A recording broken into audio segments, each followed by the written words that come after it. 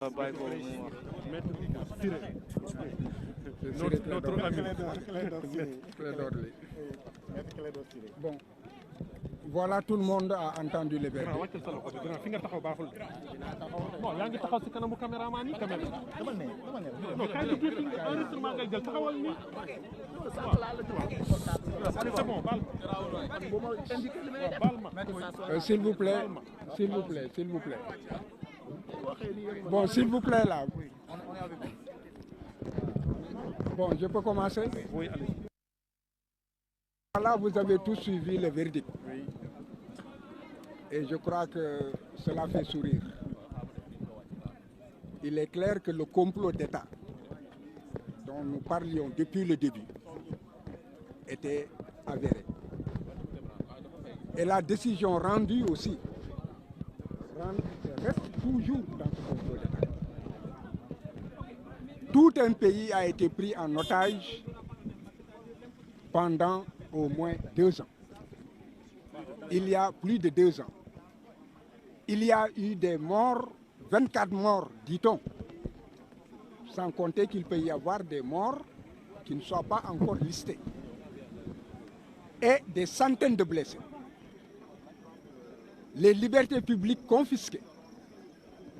La liberté d'opinion confisquée. Et des mesures de banditisme érigées en règle de droit avec des enlèvements, des séquestrations.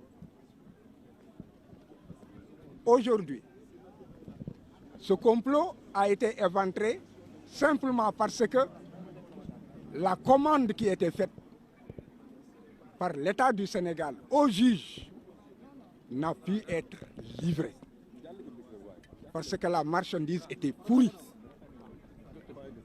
Le viol, la corruption, déjà l'opinion publique avait son opinion là-dessus. Et les juges qui avaient la commande de le condamner n'ont pu donc livrer la commande et ont effectivement confirmé ce que l'opinion avait déjà jugé et retenu. Cependant, il y a une substitution de la commande avec une marchandise tout aussi pourrie. Parce que la justice a trouvé le moyen de condamner Ousmane Sonko pour incitation de la jeunesse à la débauche. C'est technique, je n'y reviens pas. Mais ce qui peut être compris par tout le monde, c'est que nul ne peut être jugé sans qu'il soit mis en mesure et en mesure de se défendre sur les éléments qui lui sont reprochés.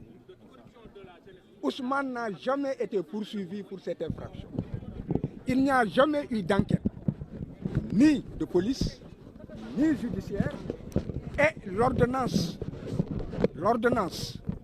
de renvoi et de mise en accusation devant la chambre criminelle n'a jamais visé cette infraction.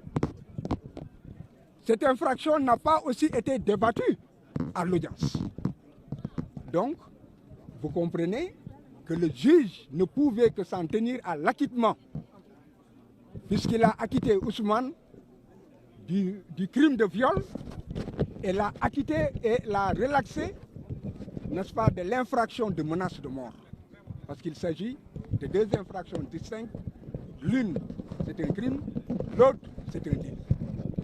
Il l'a relâché pour tout cela. Mais il fallait que la commande politique, qui est précise et qui, en fait, était de faire en sorte qu'une décision soit rendue pour qu'il soit inéligible, que les juges y parviennent. Voilà pourquoi une commande aussi pourrie que la première a été aujourd'hui déballée, n'est-ce pas, devant l'opinion publique avec une condamnation, n'est-ce pas, pour une infraction pour laquelle il n'était pas poursuivi. Maintenant, ce qu'il faut retenir, c'est qu'il faut que l'on arrête de s'amuser avec tout un monde. La justice, ce n'est pas un jeu. Et tout le monde a pu voir que la gamine Adji Sarr, qui a été utilisée, qui a été actrice et a joué son théâtre jusqu'au bout, s'est fondue en larmes. Parce qu'elle s'est rendue compte à la dernière heure qu'elle a été utilisée et qu'il y a eu beaucoup de morts et beaucoup de mal causés, comment dirais-je, au peuple sénégalais. Peut-être que si on lui laisse la vie, si les commanditaires lui laissent la vie, elle prendra ses responsabilités pour demander pardon au peuple sénégalais et leur expliquer ce qu'elle a déjà commencé, ce qu'elle avait déjà commencé à faire et qui a été versé au débat, à savoir que tout cela ne relève que d'un complot d'État. Donc, voilà. Vous craignez pour sa vie alors?